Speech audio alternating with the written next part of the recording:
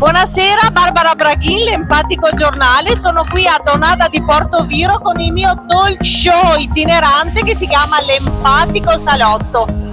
È la serata di Il Marti in Piazza, cioè Saghe in Piazza Il Marti, organizzata dalla Proloco Donada, e ho il piacere di incontrare qua dei giovanotti molto attivi, molto propositivi, ingegnosi, creativi di Extreme Corse. Cioè è un'associazione, adesso ci racconteranno loro cosa fanno. Intanto diciamo i loro nomi, mi aiutate? Ti chiami? Azzalin Oliver. E sei il presidente? Esatto. Dell'associazione? Esatto. Il tuo nome? Nicola Garbin. Siviero Tommy.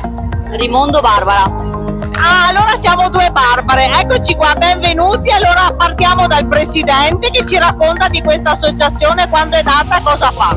Allora, questa associazione è nata nel 2011 effettiva, ma come gruppo di amici ancora dall'anno 2000, quindi siamo tanti anni che siamo in gavetta, diciamo così.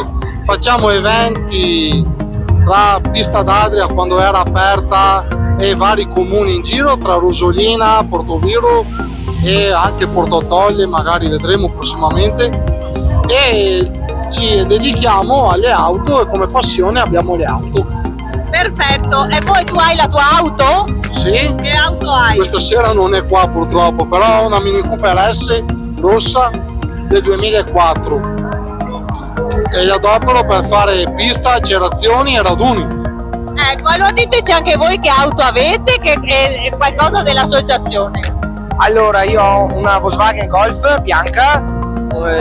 Io sono anch'io dal 2011 all'interno appunto di questa associazione, e come ogni anno abbiamo organizzato questa serata.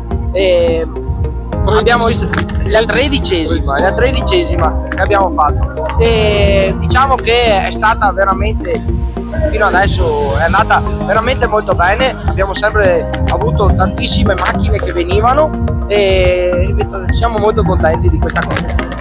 Prego. Bene, io sono Tommy, come detto prima, e allora io sono presidente fondatore della prima decade del club. Dopo abbiamo passato tutto ad Oliver e quindi il club è aumentato ed è diventato ancora più bello di prima, quindi ammetto che la seconda parte è migliore della prima.